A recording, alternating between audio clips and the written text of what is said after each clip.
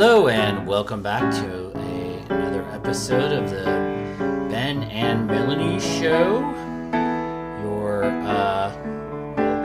liberal therapy, our liberal therapy, that's for sure. I'm your host Ben, and I'm here with me, Melanie, hanging out over here on the other microphone. Yep. Hopefully, I don't even know if we talked about this last week, but we actually have another microphone. So we have two microphones now. So You should be able to hear both of us pretty well. Yay! Sorry about the variance in my voice volume. I get loud when I'm emphasizing things, and then I get too quiet sometimes. So hopefully this helps. Yeah, I think the same thing happens with me, actually. So now we're not both trying to scream into the same microphone. So that's kind of nice. Yeah, today, actually, there's several things. Last week, basically, I just read an article, and we didn't get a chance to talk about it much, but I think there's several news items on the agenda that we sort of want to talk about. Most of them more of a national, bigger scope. I think that they're related to local things, kind of, if that makes sense. Well, anyway, I'll let Melanie go ahead. Yep. Okay, so several things that I wanted to mention. One of the things I wanted to start out with, because I think it's crazy, and I can't believe him, but anyways, Joe Manchin wants the enhanced child tax credit to have a work requirement in order to pass a smaller bill to bring that child tax credit payment back. He thinks that for some reason that parents are going to buy drugs with the money, and in fact they have shown, that the payments were used to buy food and pay rent and things like that, bills, basically what people used it for, or some of them, paid off things they needed to pay off or whatever. Yeah, go ahead. Oh, I just want to point out, I think he's a senator, right, from West Virginia? One of the senators from West Virginia. Okay, go ahead. And he says he's a Democrat, although I'd like to question that. He in Sinema. And she's, I believe, the senator from Arizona? Yeah, she's a senator from Arizona. Yep, right. She also claims to be a Democrat. I'm wondering if they're wolves in sheep clothing sometimes. I was actually just speaking of this, what his mentality is about the work requirement there. It's like forcing people into labor, by having a work requirement would help. I think the idea there is, it would help get people back to work. Because apparently, everybody's a slacker now. Y'all are lazy slackers. And, you slackers. You just want to sit home and get your unemployment and your child tax credit. Yeah, get back out there. But no, I was just listening to a Stuff You Should Know podcast, which is a great podcast, and it's really hilarious. And but they just talk about random subjects. But interestingly, they were talking about the black codes, which were primarily written into many southern state constitutions after 1865. After the end of the Civil War, and the South lost the Civil War, within a few years, the North removed all troops from the South, and the South was allowed to just essentially go back to governing itself. And what they did, because they couldn't use slaves anymore, was in these black codes, they had specific laws that targeted black people, black individuals. One of these, which was very common apparently in many states throughout the South, I think South Carolina especially they were talking about, was forcing black people to have labor contracts, which basically is forced employment. So they would have to, if they're just caught without a labor contract, it was illegal and you could go to jail. So if you're caught unemployed and you were black, it was illegal. And I just think that's fascinating, that now, still after this many years now, it seems like they're sort of imposing that the government is it goes back to that time period, really, but imposing that on a general blanket, sort of all poor people. Apparently in the South at this time, too, the poor whites did not have to abide by that. They could take what's called an oath of poverty. and they would not have to work if you wanted to be poor and white. It was apparently okay, and not have but it was not okay to be poor and black and not work. That was not, you were not allowed to take a bill to poverty. Anyway, I just thought that was really fascinating. Look up Stuff You Should Know, the podcast, if you want to know more about that. So anyway, to me, that's all highly relevant today. A lot of the rules in the past, 30 to 40 years for the welfare to work rules. Don't forget about the welfare queen myth. Welfare queens, like the idea of forcing people on welfare to get jobs. It does harken back to an earlier era in American history. I don't think that most people are. I hate to say it, but I don't think that race is not like a non-factor here. They're definitely thinking. It's called coded language. Yeah, I think that you're right. It probably is largely. We think when people think of a welfare queen, the odds are that they're not thinking of somebody who's white. Right? They're not thinking of a white person. And when they code language like Manchin did, saying that he's afraid parents will be using the money for drugs, that's also coded language against African American people. Yeah. That is definitely because of the drug wars or whatever in the Clinton era. Yep. Yeah, and also the whole welfare to work requirement.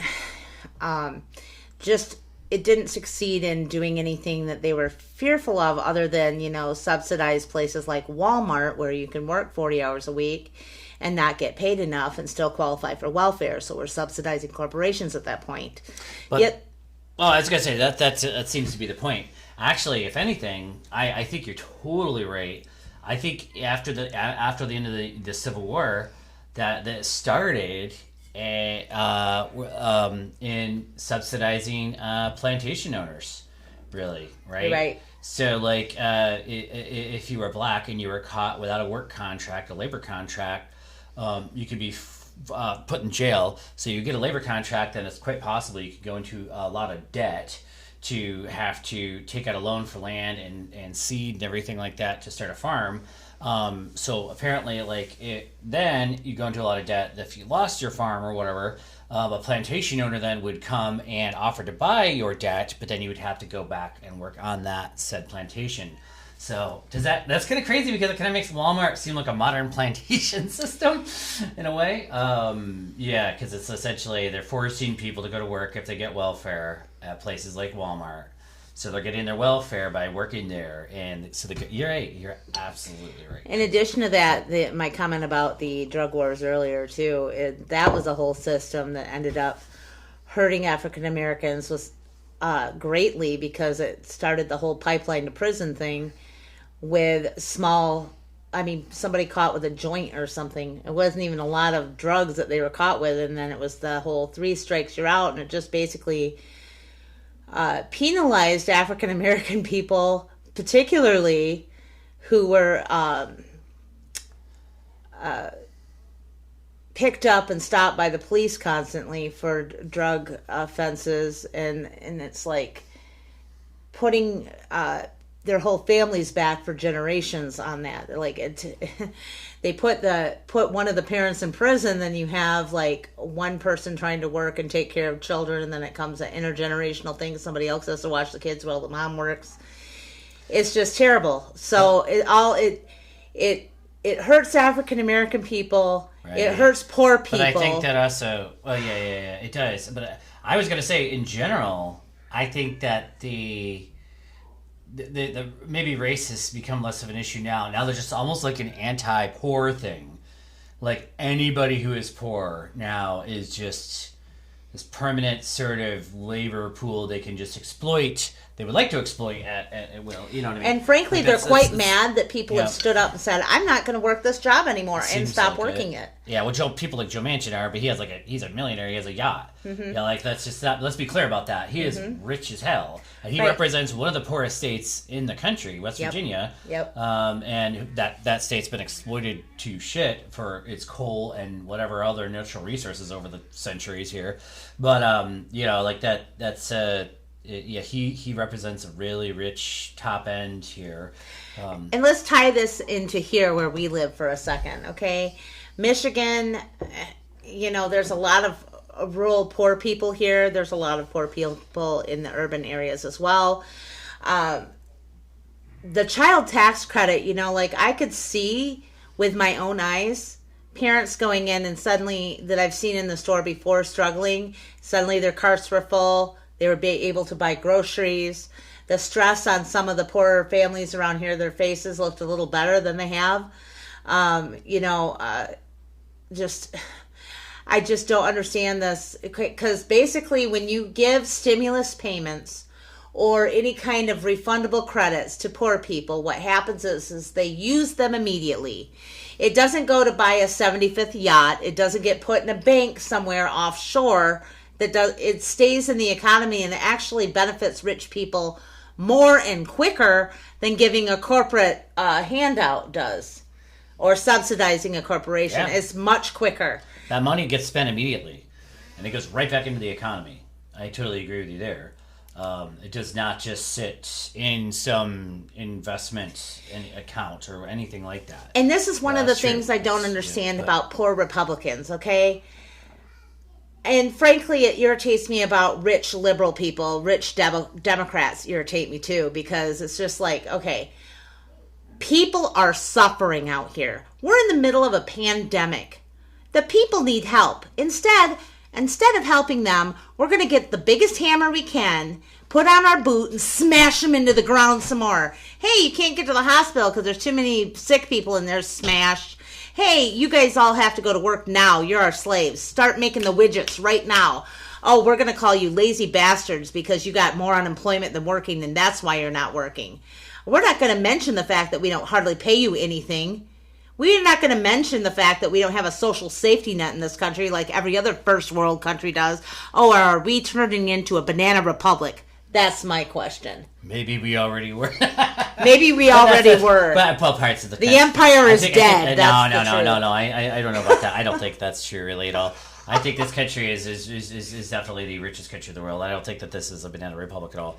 But I think it is for some people. We have a lot of way.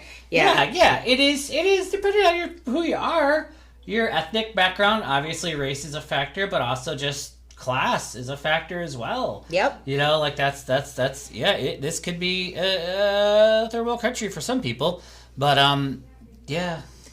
What they don't realize is that in history, as my husband here could relate, because he's well versed in that, better than I am.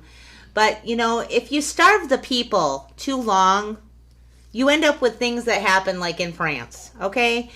You need to give the people, the regular folks, a crumb now and again. You can keep them happy with a crumb. You need to give them good benefits. You need to give them a job. You need to bring back the middle class. Yeah. We need to have health care, guys.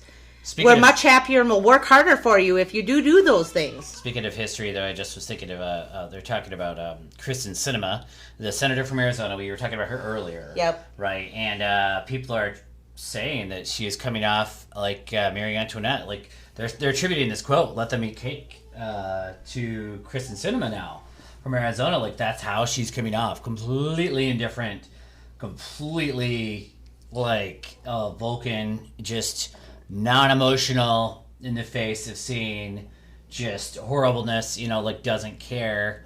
And that's part of it too. I think that we should also reach across. I'll give credit where credit's due, a little bit across party lines here.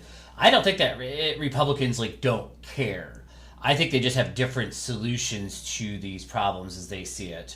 Many Republicans, not all. Some Republicans probably don't care too, but some Democrats don't care too. I'm just really particularly bitchy about this particular Democrat right now because she started out her career as a volunteer. She's roughly our age. She started out her career as a volunteer for Ralph Nader in the 2000 election, which I very much feel akin to that because I supported Ralph Nader and voted for Ralph Nader in 2000. And I am shocked and bewildered at apparently 20 years can change somebody a lot, but wow, to come that far, to be the person that actually is just not allowing anything to go through. One of the two people. Joe Manchin, actually, I see he's just a rich bastard. Yeah, he's going to be a rich bastard, and yep, he's going to hate on changing anything in our society. But Kristen Sinema, I think, her claim to fame is being a progressive. like being somebody that wants change, that wants a better reality for every people in this country, then nope, she has to shut it. Like, look, if I didn't know better, all right, I've taken a lot of Russian history, all right, but like if I didn't know better, I'd say that like she's trying to make things harder for everybody to actually cause the revolution to happen, which is completely insane. I know, like I don't know what else to attribute her behavior as. Supposedly she was in a meeting with the president at this point. I don't know if this is true, but she was apparently looking at her phone. Like she didn't even pay attention to it. Like people are saying all kinds of things from what I'm hearing from different podcasts, news outlets, various rumors and everything like that. It's just like, what is she doing? And she's acting more disrespectful than if she was actually a Republican. And then changing back to what we were talking about just another minute before that, where you were talking about the crumbs, Melanie. I will say this for Trump. He knew how to give out a crumb or two. Like, he'd be like, here's $1,000, here's a stimulus, or $1,200 or whatever. You know, he would, I'm not saying that's He good, only good, did but, that because he had Oh, advisors telling him you have to pander to the poor Republicans. You have to give them something. So that's why he did but that. he pandered to everybody, though. Because I think there's been psychological studies Right. on rich people that the more richer you get, the less you can care about other people. Like the less empathetic you are. So they really were worried about people rising up against them and whatnot. I think so. Maybe they were. They knew And they went a step maybe too they far. were, but I think at least they did something. Yep. They took some kind of action. I will say that for that administration, they were at least apparently doing something. Lately, this current administration, it does not seem to be It doing a seems whole like ton. But you need to walk up to Yeah. the whole people. Yeah. All of them.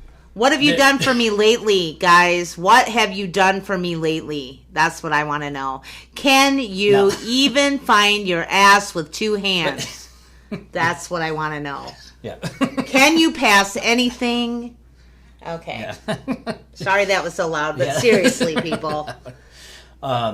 Yeah, I know you feel. No, I totally agree with you. Though I don't really.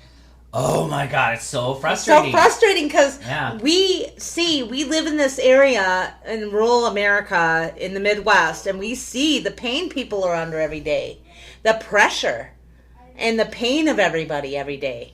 Like I see it on the parents' faces when I take our son to school. Like I can see it, and then that's a whole nother story. But like the community is great. They got like gloves There's and a hats lot and of coats people that out are there. coming together, and everybody is really the community is amazing here. Yeah, but there's one let's thing they not- don't realize. Like they have this table, okay, at the school where they had like hats and coats and gloves and stuff for poor families, and then they pulled it out, and then all the families are standing around waiting for their kids to come out where you sign out. Like they expect a poor family to out themselves and come up and grab things off that table in front of all the other parents, and I think that that's ridiculous and needs to change because all people have dignity. All people have dignity, okay?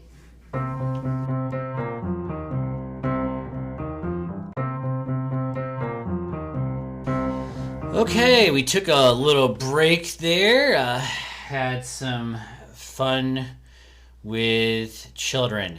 Just to change the subject a bit here, I want to talk about an article in the Atlantic I read. It's like a month old at this point. Just seemed like I had it written down to talk about on this podcast a while ago, but anyway, I just never got around to it. Essentially, this is an article by this guy named Fintan O'Toole. It says, "Beware prophecies of civil war." This is from the Atlantic. I'm trying to look for the date. Unfortunately, I do not see it right offhand. I think it's like December 16th at Atlantic anyway. It says January, February 2022 issue. But in January 1972, when I was a 13-year-old boy in Dublin, my father came home from work and told us to prepare for civil war. He was not a bloodthirsty zealot, nor was he given to hysterical outbursts. He was calm and rueful, but also grimly certain civil war was coming to Ireland, whether we wanted it or not. He and my brother, who was 16, and I, when I got older, would would all be up in Northern Ireland with guns fighting for the Catholics against the Protestants. What made him so sure of our fate was that the British Army's parachute regiment had opened fire on the streets of Derry after an illegal but essentially peaceful civil rights march. Troops killed 13 unarmed people, mortally wounded another, and shot more than a dozen others. Intercommunal violence had been gradually escalating, but this seemed to be the tipping point. There were just two sides now, and we all would have to pick one. It was one of them. It was them or us. The conditions for civil war did indeed seem to exist at that moment. Northern Irish society had become viciously polarized between one tribe that felt itself to have suffered oppression and another one fearful that the loss of its power and privilege would lead to annihilation by its ancient enemies. Both sides had long established traditions of paramilitary violence. The state, in this case, both the local Protestant-dominated administration in Belfast and the British government in London, was unable to stop the meltdown into anarchy. It was, as the massacre in Derry proved, joining in. Yet my father's fears were not fulfilled. There was a horrible 30-year conflict that brought death to thousands and varying degrees of misery to millions. There was terrible cruelty and abysmal atrocity. There were decades of despair in which it seemed impossible that a polity that had imploded could ever be rebuilt. But the conflict never did rise to the level of a civil war. However, the belief that there was going to be a civil war in Ireland made everything worse. Once that idea takes hold, it has a force of its own. The demagogues warn that the other side is mobilizing. They are coming for us. Not only do we have to defend ourselves, but we have to deny them the advantage of making the first move. The logic of the preemptive strike sets in.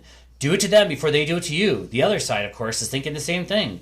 That year, 1972, was one of the most murderous in Northern Ireland, precisely because this doomsday mentality was shared by ordinary, rational people like my father. Premonitions of civil war served not as importance to be heeded, but as a warrant for carnage. And then I love how he goes over to this here. Could the same thing happen in the United States? Much of American culture is already primed for the final battle. There is a very deep strain of apocalyptic fantasy and fundamentalist Christianity. Armageddon may be horrible, but it is not to be feared because it will be the harbinger of eternal bliss for the elect and the eternal damnation for their foes. On what used to be referred to as the far right, but should now simply be called the armed wing of the Republican Party, the imminence of a civil war is a given. Indeed, the conflict can be imagined not as America's future, but as its present. In an interview with The Atlantic published in November of 2020, 2 months before the invasion of the U.S. Capitol on January 6th, the founder of the Oath Keepers, Stuart Rhodes, declared, I think that guy is going to jail, actually, now, if I'm not mistaken. Anyway, declared, let's not fuck around. He added, we've descended into a civil war. The following month, the FBI, warning of possible attacks on state capitals, said that its members of the so-called Boogaloo movement believe an impending insurgency against the government is forthcoming, and some believe they should accelerate the timeline with armed anti-government actions leading to a civil war. After January 6th, mainstream Republicans picked up the theme. Much of the American right is spoiling for a fight in the most literal sense, which is one good reason to be very cautious about echoing as the Canadian journalist and novelist Stephen March does in the Next Civil War, Dispatches from the American Future, the claim that America is already in a state of civil strife on the threshold of civil war. These prophecies have a way of being self-fulfilling. Admittedly, if there were to be another American Civil War, if the future historians were to look back on its origins, they would find them quite easily in recent events. It is news to no one that the United States is deeply polarized, that its divisions are not just political, but social and cultural, and that even its response to a global pandemic became a tribal combat zone, that its system of federal governance gives a minority the power to frustrate and repress the majority, that much of its media discourse is toxic, that one half of a two-party system has entered a post-democratic phase, and that uniquely among developed states, it tolerates the existence of several hundred private armies equipped with battle-grade weaponry. I gotta stop there, actually. I could keep going. It's actually, maybe I've already Well, no, actually, it's quite a bit more. But the point I just wanted to make on our podcast today is just that maybe there was a massive article, I think, on NPR about having a potential civil war here a couple weeks ago. It seems like that was it's been in the air anyway for like at least a month now. I think the January 6th anniversary thing brought it up a bunch. I just think that it's good to just hear a perspective from somebody from Ireland who lived through the Troubles, who lived through the 70s, 80s, and 90s, you know what I mean, and got to see the carnage, I guess, in its sort of gruesome madness, right? Like, it's not worth it. And we might not even necessarily have a civil war. It doesn't mean that some people aren't running around thinking that there's already one, and then they go crazy, you know? I don't know. What do you think, Mel? What? I think that I've heard a lot of talk about this in both sides of the aisle. And the thing it is we will not have a civil war like we did last time. It's not going to happen the same way. And it's more likely to happen like Ireland. I mean, that's more the truth of it. The more we talk about it, it's like the media revs everybody up into this big frenzy, and it's increasing a neighbor against neighbor, basically. And even though, you know, if something like that actually happened, you could be sitting there, say you started out as a liberal person, a progressive, and things happen and to your family or somebody close or whatever, and then it makes you have to stand on the same side as your Republican neighbor against whatever it is that's coming towards you. You do not know what would happen then. We do not want to see I don't ever want to see this. I just don't. I think that a lot of this has been revved up and polarized and divided. It's divide and conquer strategy, right? It's been used a lot of times in history. And we need to look past that. I'm just scared of where the next Timothy McVeigh is going to come from. You know, like, I'm afraid of that sort of thing happening. We already did have a plot against the governor in Michigan last year, whenever that was, 2020 maybe that was. Yeah, like that they were planning a kidnapping there. There's some crazies. There's plenty of those guys around. And that, you know, Timothy McVeigh was the guy who like blew up the Oklahoma City building. You know, I think we need to just put all this to bed. I think the media needs to take some responsibility for revving some of these guys up, you know, and freaking them out and causing them to go nuts. And then also, well, on a positive note, I did just read today actually, that a far right network, One American News, right? I believe it's called. Yeah, One American News, which Trump has talked about a lot and retweeted back when he had Twitter. They just got shut down by DirecTV. Yeah, I know. At least supposedly, that's what I just read that today.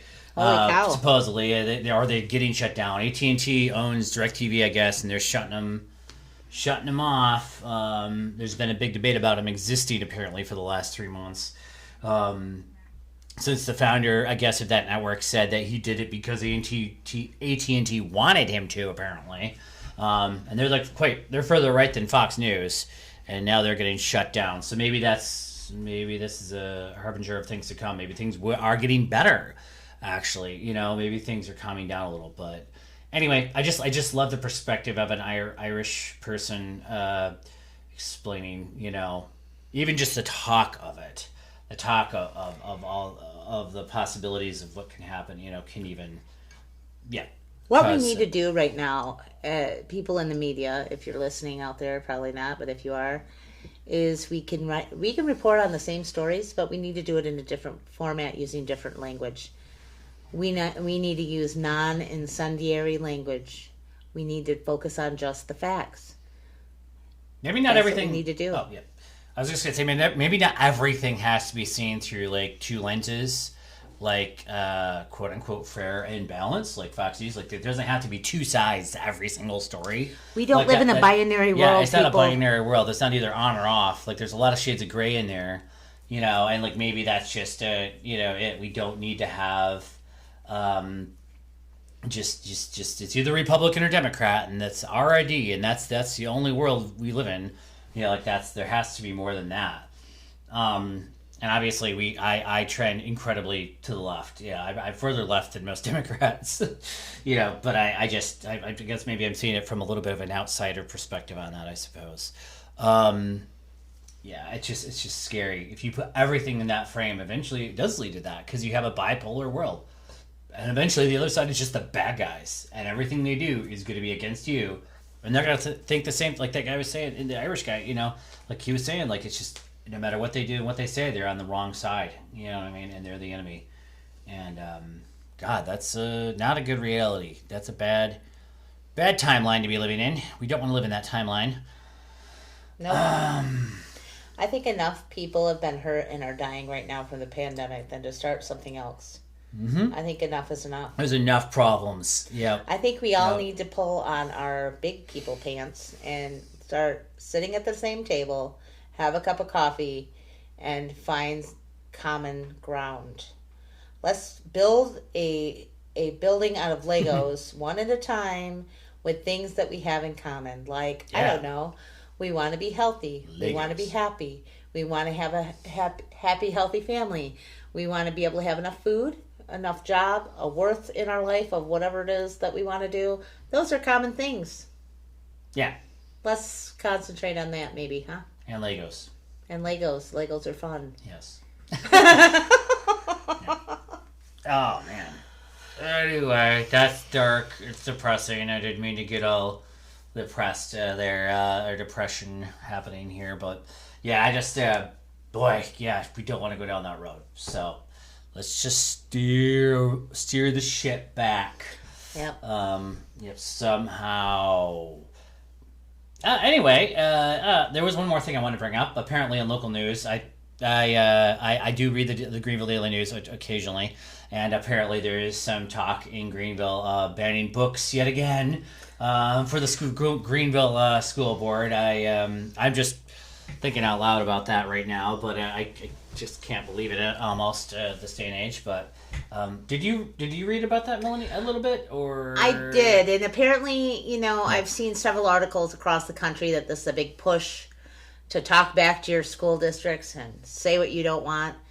And I need to, let me go find that article. Can you, yeah. Okay, this is in the Daily News on Wednesday, January 12th. There's it's headline, Parents, Citizens Speak Out on Greenville Book Ban Request. So it was at the Greenville Public Schools Board of Education meeting. It said roughly around 75 people showed up. 7 people were against book banning. 3 people were for book banning. All 3 people standing up, I think, for the book banning pro side were from a specific group. But the books in question were Looking for Alaska, published in 2005 by author John Green. It's a award-winning young adult novel that focuses on themes of meaning, grief, hope, and youth-adult relationships. However, the book also makes reference to drugs, alcohol, smoking, and nudity. Offensive language and at times sexually explicit, resulting in it landing on the American Library Association's list of frequently challenged books in 2008, 2012, 2013, 2015, and 2016. The other book they were suggesting be banned is called Me, Earl, and the Dying Girl, a New York Times bestselling book published in 2012 by author Jesse Andrews. Okay, and you should read the whole article. I'm not going to do that here, but at the end there was this great quote. Tom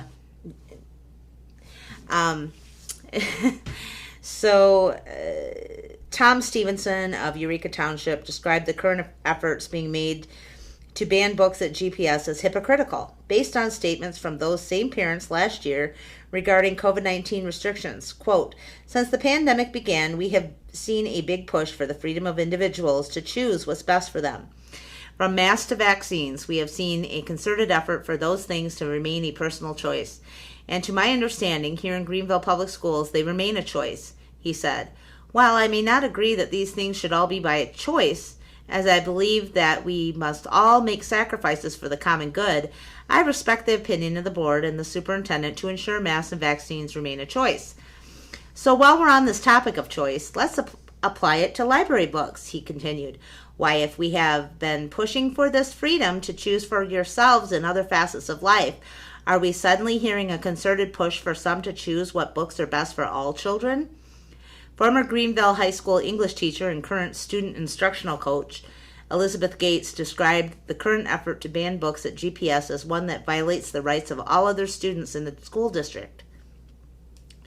And I quote, "The irony is not lost that a group who stands against mandates is trying to mandate students to not have access to the content that they deem is inappropriate," she said. "While I wholeheartedly believe that this parent's right to determine what is appropriate for their child, no one here has the right to determine the appropriateness for anyone else's child." After citing specific U.S. Supreme Court rulings regarding school official suppression of First Amendment rights, Gates said she believes the effort to ban books travels down that same path. I just thought that was a great comment. Yep. You guys are the heroes of the moment right there. Thank you, librarians. Yeah, thank you. Well, Elizabeth Gates there. And Elizabeth Gates, who, stood up there and said that the irony is amazing, of course. Like, it is just completely lost on the people doing this, I think. Yeah. But that's all right. Yep. Thank you so much for speaking out. And what was the other guy's name? Stevenson. Yeah. Was it Tom Stevenson? Let's see here. Yeah. Tom Stevenson of Eureka Township. Yay! Thank you for making great comments and bringing some common sense to the school board meeting. Yep. Oh, thanks for doing that. I can't believe in 2022 we're seriously actually talking about this in the United States of America at this point. Yeah. But hey, and actually, gosh, who was it? Maybe it was in this article, actually. I read somebody made a comment, maybe it was online, I don't remember. Somebody said that it's like hilarious, but every time they try to ban a book like this, it's like skyrockets its popularity. It's almost like there's no way to make a high school student want to read a book more than try to ban it. Like, ban that book and everybody will be reading that book. Oh my God. Like, that's the first thing they're going to... Now, Looking for Alaska is going to be like the most popular book in Greenville. Yep. And what is... My name is... Me, Earl, and the Dying Girl. Probably is sold out. My name is Earl. That's not the name. Me, Earl, and the Dying Girl. Yes. That I've never actually read that book at all or anything. I'm unfamiliar with the author completely, but I just... Now it's going to be popular. That's for sure. I remember this when I was a kid, because there was one book by Judy Blume that nobody could find and nobody was supposed to read called Forever. And it was full of explicit language and sexual innuendos and whatnot. And I remember music tapes and video games, too. Parents were like, no, you can't do that. And it was immediately, there was an underground. All the students got together and we got all those things that you didn't want us to have immediately. Even some of the censored explicit cassette tapes that had to come from other states we got from older cousins, and they brought them in and we made 75,000 copies. That's what happens when you try to censor people. That's just the truth. It's why is that a thing? I want to know why.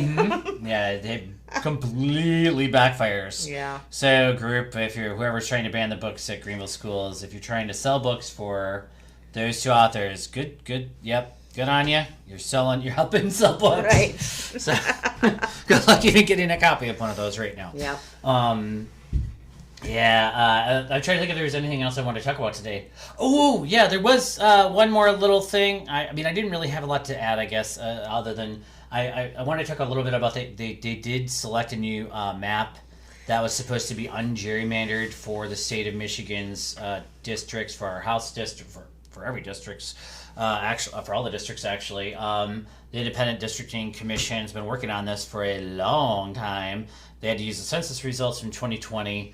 But technically they came up with something, so we'll see. Apparently, there's a lawsuit that's ongoing from, I want to say, black residents in Detroit, right? Who are upset, saying it's going to result in a lack of black Congress people, really, I suppose, in the state legislature. and maybe at the House level too. I guess, or the federal House level too. I'm not sure, but we'll see what happens. I'm still actually hopeful because at least it gives the Democrats a shot of taking the state House back someday, maybe. And possibly the state Senate back. You never know. So the Democrats before this would not even have a hope or a prayer, but with this new map, you never know. It looks like Grand Rapids and Muskegon are all kind of in one big old district over there now. That's most likely going to lean blue, from what I saw. On the web, there's a web page you can actually check if you Google the Michigan Independent Citizens Commission. The name of the map is Chestnut, of all things. I don't really know why they call it that. Macomb County and Ionia County, and I think Berry County, and then up to north and east and west. It's a very large district, are lumped into one gigantic, very much Republican-leaning county or district for the U.S. House. That's just, and Molinar, our current representative, is saying he is going to run again for that seat, even though he no longer resides in it. So any Republicans who are listening, you have a fair shot. I think you could primary that guy. If you actually live in this district, go for it, man. You know what? Give it a shot, because it leans super Republican, but the primary is going to be where it's all decided. So I'm sure there will be several Republicans trying. He lives in Midland, which is now in a completely different district. So even though he's going to try to hold on to this, it's hard to say what'll happen. I personally would rather vote for somebody from this district and somebody who lives in a completely different one. Midland is getting lumped in, I guess, with Flint, Saginaw, that whole area over there. And I think that's probably going to lean more Democrat. There's no way somebody like Molinar could actually win there. So, or at least it's going to lean neutral-ish. And I try to think if there's any other interesting little tidbits that are happening with that. Oh, sorry. Did you have something you wanted to say? Well, no. Do you have more about that? No, that's it for right now. I'm just really kind of curious I'm really, I think that's our best hope. I don't think the intention of the Independent Citizens Redistricting Commission was to create a racist map either. That's disappointing. Maybe it did happen inadvertently. Maybe they are destroying districts in Detroit. I don't really know.